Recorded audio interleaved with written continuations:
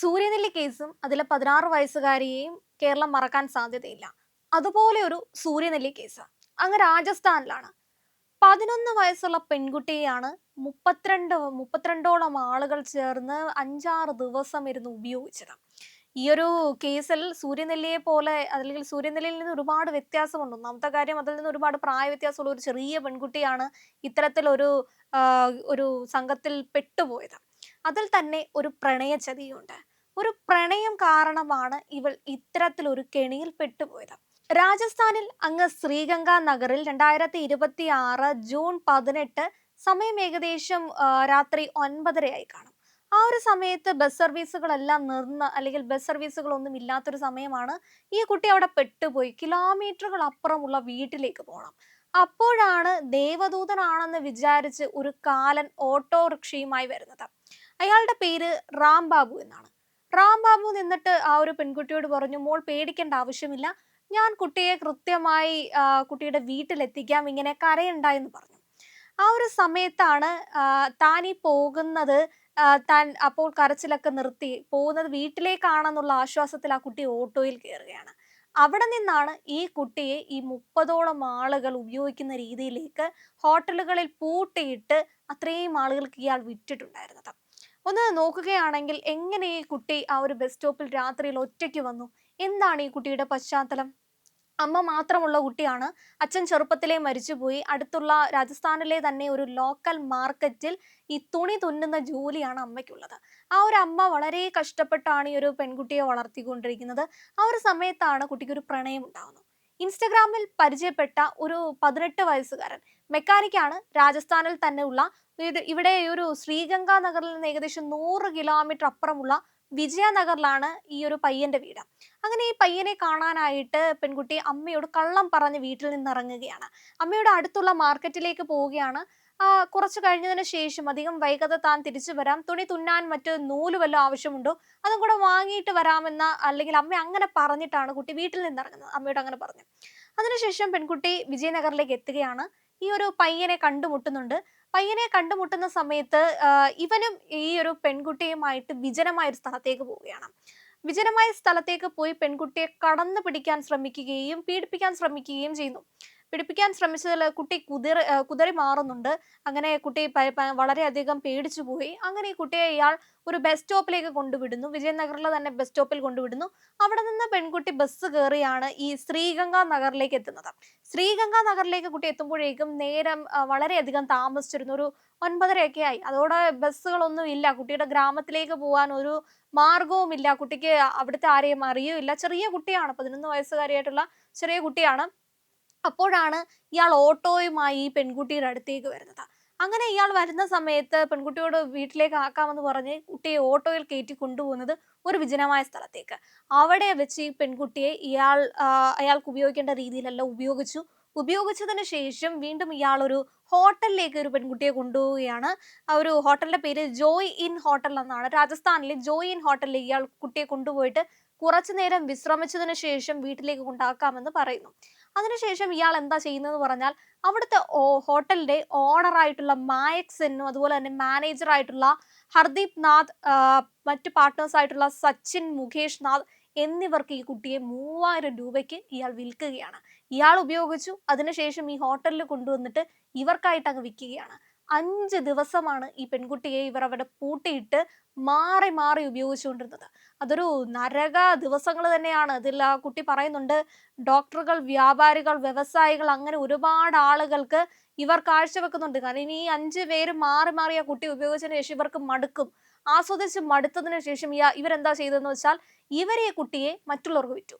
അവിടെയാണ് ഈ ഹോട്ടലിൽ വന്നിട്ടുള്ള എല്ലാ ഡോക്ടേഴ്സും, വ്യവസായികൾക്കും, വ്യാപാരികൾക്കും എല്ലാവർക്കുമായി ഈ 11 വയസ്സുള്ള പെൺകുട്ടിയെ ഇയാൾ കൊടുക്കുന്നത്, അല്ലെങ്കിൽ ഇവരെല്ലാം കൂടെ ചേർന്ന് ഈ ഒരു സംഘം കൊടുക്കുന്നത്. ഇവിടെയാണ് നമ്മുടെ ഇവിടെയുള്ള കേരളത്തിൽ ഉണ്ടായിരുന്ന സൂര്യനെല്ലി കേസ് നമുക്ക് ഓർമ്മയിലേക്ക് വരുന്നത്. സൂര്യനെല്ലി കേസിൽ ആ പെൺകുട്ടിക്ക് വയസ്സല്പം കൂടുതലാണ്. അതുപോലെ തന്നെ 10-40ഓളം അത്രയധികം ആളുകളൊക്കെ ആയിരുന്നു പെൺകുട്ടിയെ ഒരു മാസത്തോളം ഉപയോഗിച്ചിട്ടുണ്ടായിരുന്നത്. അതിൽ പ്രമുഖരുണ്ടായിരുന്നു. പല പ്രമുഖരുടെയും പേരൊക്കെ നമ്മൾ അന്ന് കേട്ടതാണ്. അപ്പൊ അത്തരത്തിൽ ഒരു അത്രയും ദിവസമൊന്നും ആയിട്ടില്ല. കാരണം ജൂൺ 18 ഈ പെൺകുട്ടിയെ കാണാതെ പോകുന്നു. ജൂൺ 19 ഈ കുട്ടിയുടെ അമ്മ പരാതി കൊടുക്കുന്നുണ്ട്. പോലീസ് സ്റ്റേഷനിൽ കൊണ്ട് പരാതി കൊടുക്കുന്നു. പരാതി കൊടുക്കുന്ന സമയത്ത് രാജസ്ഥാൻ പോലീസ് ഒരു മിസ്സിംഗ് കേസായിട്ട് തന്നെയാണ് ഇതിനെ കണക്കാക്കുന്നത്. പെൺകുട്ടി എവിടെയെങ്കിലും പോയിരിക്കുക, അല്ലെങ്കിൽ ഒരു മിസ്സിംഗ്, വളരെ സാധാരണമായിട്ടൊരു മിസ്സിംഗ് കേസായിട്ട് അതിനെ കണക്കാക്കുന്നു. പക്ഷേ ജൂൺ 22 ഈ പെൺകുട്ടിയുടെ ചിത്രങ്ങൾ വാട്സപ്പിലേക്ക് വരികയാണ്. വാട്സപ്പിലേക്ക് വരിക എന്ന് പറഞ്ഞാൽ ഇതിനെ കൃത്യമായി ഒരുക്കി മേക്കപ്പ് ഒക്കെ അണിയിച്ച് ഈ ഈ പെൺകുട്ടിയെ ഉപയോഗിക്കാനായി, അല്ലെങ്കിൽ അങ്ങനെയാണ് വിൽക്കാനായിട്ടുള്ള ഫോട്ടോയാണ് ഇട്ടിരിക്കുന്നത്. പെൺകുട്ടിക്ക് ഇത്ര രൂപയാണ്, അല്ലെങ്കിൽ പെൺകുട്ടികളുടെ അത്തരം ഈ സൈറ്റുകളൊക്കെ ഉണ്ടല്ലോ, ചിത്രങ്ങളിട്ട് പെൺകുട്ടികളെ വിൽക്കുന്ന ആ ഒരു സൈറ്റുകളിലേക്ക് ഈ കുട്ടിയുടെ ചിത്രം വരുമ്പോഴാണ് രാജസ്ഥാൻ പോലീസിന് മനസ്സിലാവുന്നത് ഇതൊരു സാധാരണ മിസ്സിംഗ് കേസ് അല്ല. അതിൻ്റെ അപ്പുറത്തേക്കും ഇതൊരു സെക്സ് റാക്കറ്റിൽ ഈ കുട്ടി പെട്ടുപോയിട്ടുണ്ട്. അതാണ് ഈ കുട്ടിയുടെ മിസ്സിംഗ് കേസ് എന്ന് മനസ്സിലാക്കി അങ്ങനെ ഈ ഒരു കേസ് വളരെയധികം അല്ലെങ്കിൽ ഇവിടെ അത് ചർച്ചയാകുന്നു. അങ്ങനത്തെ സാഹചര്യത്തിലേക്ക് വരുമ്പോൾ ഇവര് പരിശോധനയ്ക്കൊക്കെ ആയിട്ടൊക്കെ പോകുന്നുണ്ട്. അപ്പോഴേക്കും ഈ ജോയിങ് ഇൻ ഹോട്ടലിൽ നിന്നൊക്കെ പെൺകുട്ടിയെ മാറ്റി മറ്റു ഹോട്ടലിലേക്ക്, ഈ ഹോട്ടൽ വുങ്കാർ സഫയാർ എന്ന മറ്റു ഹോട്ടലുകളിലേക്ക് ഈ കുട്ടിയെ ഇങ്ങനെ മാറി മാറി കൊണ്ടുപോകുന്നുണ്ടായിരുന്നു. കാരണം ഈ കുട്ടി മിസ്സിംഗ് ആയിട്ടുണ്ടെന്നും പോലീസ് അന്വേഷണം തുടങ്ങിയിട്ടുണ്ട് എന്ന് അറിഞ്ഞ സ്ഥിതിക്ക് അങ്ങനെ പോലീസിന്റെ കൃത്യമായിട്ടുള്ള ഇടപെടൽ കാരണമാണ് അറിയുന്നത്, ഒരു റെയ്ഡുകളിലൂടെയൊക്കെയാണ് അറിയുന്നത്. ഇത്രയധികം ദിവസം ഈ കൊച്ചിനെ, ഈ 30-32 അത്രയും ആളുകൾ, അതും ഈ ചെറുമകളുടെ പ്രായമുള്ള ഈ കുട്ടിയെ അത്രയധികം പ്രായമുള്ള ആളുകളൊക്കെ ആയിരുന്നു ഉപയോഗിച്ചുകൊണ്ടിരുന്നത്. ഇതില് പല അവിടെയൊക്കെയുള്ള പ്രമുഖരുടെയൊക്കെ പേരൊക്കെ പറയുന്നുണ്ട്. അതിൽ അത്തരം ആളുകളോടൊക്കെ ഈ കുട്ടി, എത്ര പ്രായമുള്ള മുതിർന്ന ആളുകളോടൊക്കെ കാല് പിടിച്ചൊക്കെ പറഞ്ഞ് കരഞ്ഞിട്ടുണ്ടായിരുന്നു. തന്നെ ഉപദ്രവിക്കരുതേ എന്ന് പറഞ്ഞ് കരഞ്ഞിട്ടുണ്ടായിരുന്നു. പക്ഷെ എന്നിട്ട് പോലും അവരെല്ലാം അവരുടെ ആവശ്യങ്ങൾ ആ കുട്ടിയിൽ തീർത്തു. ഈ കുട്ടിയെ കണ്ടു കിട്ടുന്ന സമയത്ത്, കാണുന്ന സമയത്ത് അതിന്റെ അമ്മയ്ക്ക് പോലും തിരിച്ചറിയാൻ പറ്റാത്തൊരു രീതിയിലായിരുന്നു കുഞ്ഞുണ്ടായിരുന്നത്. കാരണം അത്രയധികം രക്തസ്രാവവും, അതിനെ ഉപദ്രവിക്കാൻ ഇനി മറ്റു സ്ഥലങ്ങളിൽ അത്രയധികം ആ കുഞ്ഞിനെ ഉപദ്രവിച്ച് അതിനെ ഈ പഴത്തിന്റെ ചാറൊക്കെ ഊറ്റിയെടുക്കാന്നൊക്കെ പറയുന്ന പോലെ അത്രയും അധികം കുഞ്ഞിനെ ഈ നരാധമന്മാരെല്ലാം കൂടെ ചേർന്ന് ഉപയോഗിച്ചിട്ടുണ്ടായിരുന്നു. അങ്ങനെയാണ് ഈ കുഞ്ഞിനെ കണ്ടെത്തുന്നത്, ഈ കുട്ടിയെ കണ്ടെത്തുന്നത്. അതിനുശേഷം 22 ആണ് ഈ ഒരു അന്വേഷണത്തിന് മറ്റൊരു തലങ്ങളിലേക്ക് പോകുന്നതും ഈ കുട്ടിയെ പിന്നീട് കണ്ടെത്തുന്നതൊക്കെ. അതിനുശേഷം ഈ പ്രതികളുടെ ഈ ഒരു വിവരം രാജസ്ഥാനിൽ, ഈ നഗരത്തിലൊക്കെ, ഈ ഒരു കുട്ടിയുടെ നഗരത്തിലൊക്കെ അറിയുകയാണ്. അങ്ങനെ ഇതിനകത്തിൽ ചില പ്രതികളെയൊക്കെ നാട്ടുകാർ തന്നെ കൈകാര്യം ചെയ്യുന്നുണ്ട്, ഇവരെ പിടിച്ചു. കാരണം നല്ല ജനരോക്ഷമുണ്ടായി. അങ്ങനെ നാട്ടുകാർ ഇടപെടുന്നു, പ്രതികളെയൊക്കെ നാട്ടുകാർ കൈകാര്യം ചെയ്യുന്ന സ്ഥിതിയിലേക്ക് പോകുന്നു. രാജസ്ഥാൻ സർക്കാരിന് തന്നെ അത് കൂടുതൽ സമ്മർദ്ദം കൊടുക്കുന്നു. അവർ ചെയ്ത ഒരു കാര്യം എന്ന് പറഞ്ഞാൽ, ഇപ്പോൾ ഈ പറഞ്ഞിട്ടുള്ള ഹോട്ടലുകൾ ഉണ്ടല്ലോ, ഈ പെൺകുട്ടിയെ പാർപ്പിച്ച ആളുകൾ ഉപയോഗിച്ചിരുന്ന ഹോട്ടലിലേക്ക് ഒരു യാതൊരുവിധ അറിവും കൊടുക്കാതെ തന്നെ വെളുപ്പിനെ ഒരു 3:30 JCBയും ഈ ഹൈഡ്രോളിക് മെഷീനും ബുൾഡോസറും ഒക്കെ കൊണ്ടുവന്ന് ഇടിച്ചങ്ങ് നിരത്തുകയാണ് ചെയ്തത്. കാരണം പ്രതികൾക്ക്, അല്ലെങ്കിൽ ഇങ്ങനെ ഒരു വിഷയം അവിടെ നടന്നു എന്നുള്ള ഒരു ധാരണ എത്തുകയും സർക്കാരിലേക്ക് ജനങ്ങൾ തിരിയുക, അല്ലെങ്കിൽ അങ്ങനെ ഒരു വിഷയം ജനങ്ങളെ, അല്ലെങ്കിൽ ഇങ്ങനെ ഒരു കാര്യം ആ കുട്ടിക്ക് സംഭവിച്ചു, വെറുതെ അങ്ങ് കേസ് ഫയൽ ചെയ്യുകയല്ല, ഈ ഒരു ഭൂമിയിൽ നിന്ന് തന്നെ ആ കെട്ടിടങ്ങളെല്ലാം ഇടിച്ചു നിരത്തുകയാണ്. തലേദിവസം തന്നെ ആ കെട്ടിടങ്ങളുടെയൊക്കെ താഴെയൊക്കെ പ്രവർത്തിക്കുന്ന എല്ലാവർക്കും സർക്കാരിന്റെ ഭാഗത്തു നിന്ന് മുന്നറിയിപ്പ് കൊടുത്തിട്ടുണ്ട്, ഒഴിഞ്ഞു മാറണമെന്ന് പറഞ്ഞിട്ട്. ആരുമില്ലാത്ത സമയം വെളുപ്പിനെ തന്നെ വന്ന് ഈ കെട്ടിടങ്ങളൊക്കെ ഇടിച്ചു നിരത്തുകയാണ് ചെയ്യുന്നത്.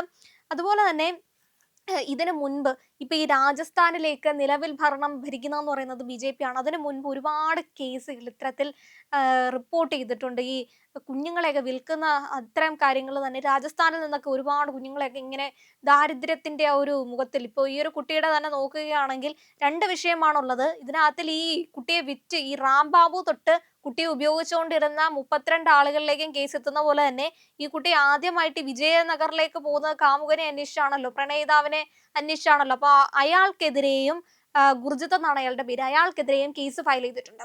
അതുപോലെ തന്നെ കുഞ്ഞിനെ ചൈൽഡ് ഹെൽപ്പ് ലൈൻ, അതുപോലെ തന്നെ ഇവരുടെ ഒരു കൗൺസിലിങ്ങിന്റെ ഒക്കെ ഭാഗമായിട്ട് മറ്റൊരിടത്തേക്ക് മാറ്റിയിരിക്കുകയാണ്. അത്രയധികം ട്രോമയാണ് ഈ കുട്ടി അനുഭവിച്ചിട്ടുണ്ടായിരുന്നത്.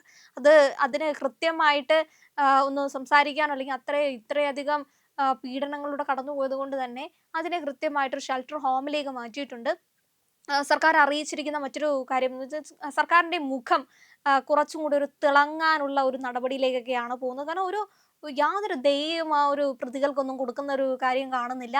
കൃത്യമായിട്ട് ഇതിന് മുൻപുണ്ടായിരുന്ന, അല്ലെങ്കിൽ മുമ്പ് അവിടെ എത്രയധികം കേസുകൾ ഉണ്ടായിരുന്നു, അതിൽ നിന്ന് വ്യത്യസ്തമായിട്ട് ഇനി ഇങ്ങനെയൊക്കെ നടത്താൻ, അല്ലെങ്കിൽ ഇത്തരം ഹോട്ടലുകളിലേക്ക് പ്രവർത്തിച്ച് ഇങ്ങനെ കുഞ്ഞുങ്ങളെ ട്രാപ്പ് ചെയ്ത് കൊണ്ടുവന്ന് വിറ്റ് കഴിഞ്ഞാൽ ഈ ഭൂമുഖത്ത് നിന്ന് തന്നെ നിന്റെയൊക്കെ ബിൽഡിങ്ങുകളൊക്കെ ഇടിച്ച് നിരത്തി കളയും എന്ന് പറയുന്ന ഒരു യോഗി സ്റ്റൈൽ, അങ്ങനെ ഒരു ബുൾഡോസർ ആയിരുന്നു ആ ഒരു സ്ഥലത്ത് രാജസ്ഥാനിൽ നടപ്പാക്കിയിട്ടുണ്ടായിരുന്നത്. അതുപോലെ തന്നെ അവിടുത്തെ സർക്കാർ കൃത്യമായിട്ട് മുന്നോട്ട് പോകുന്നുണ്ട് കേസുമായി ബന്ധപ്പെട്ട്. ഇതിൽ ഉന്നതരും വ്യവസായികളും വ്യാപാരികളും ഒക്കെ ഉൾപ്പെടുന്നതുകൊണ്ട് തന്നെ എല്ലാവരെയും കൃത്യമായിട്ട് തിരിച്ചറിഞ്ഞ് അറസ്റ്റിലേക്ക് തന്നെയാണ് അവിടെ പോകുന്നത്. പക്ഷെ എന്നിരുന്നാലും ഇവിടെ ചോദ്യചിഹ്നമായിരിക്കുന്നത് നമ്മുടെ സ്ത്രീ സുരക്ഷ അല്ലെങ്കിൽ കുട്ടികളുടെ സുരക്ഷയെ പറ്റിയിട്ട് തന്നെയാണ്. ഈ കുട്ടി അവിടെ ട്രാപ്പിലാക്കപ്പെടുന്നത്, ഒന്നാമത്തെ വിഷയം എന്ന് പറയുന്നത് ഇത്തരത്തിൽ ആ കുട്ടി ഒരു പ്രണയിതാവിനെ കാണാൻ പോകുന്ന അല്ലെങ്കിൽ പോയി ആ ഒരു സമയത്താണ്, ഇത്ര ചെറിയ പെൺകുട്ടിയാണ്, ഇത്ര മൈനറാണ്, അങ്ങനെ ഒരു പെൺകുട്ടി ഇങ്ങനെ വീട്ടിൽ നിന്ന് കിലോമീറ്ററുകൾ അപ്പുറം താണ്ടി പോകുന്നു. താണ്ടി പോയതിനു ശേഷം അങ്ങനെ ഒരു സ്ഥിതിയിലേക്ക് എത്തപ്പെടുമ്പോഴാണ് ഇത്ര വലിയ ഒരു സംഘത്തിലേക്ക് ആ കുട്ടി പോകുന്നത്. അപ്പോൾ ഇത് സൂര്യനെല്ലി കേസ് ഇവിടെ നടന്നുകൊണ്ട് മാത്രമാണ്, അല്ലെങ്കിൽ ഇത് മറ്റ് സംസ്ഥാനങ്ങളിലല്ലേ, കേരളത്തിൽ ഇല്ല എന്ന് പറയുന്ന ആ ഒരു സ്ഥിതിക്ക് അപ്പുറത്തേക്ക് ഇത് എല്ലായിടത്തും നടക്കുന്നുണ്ട്.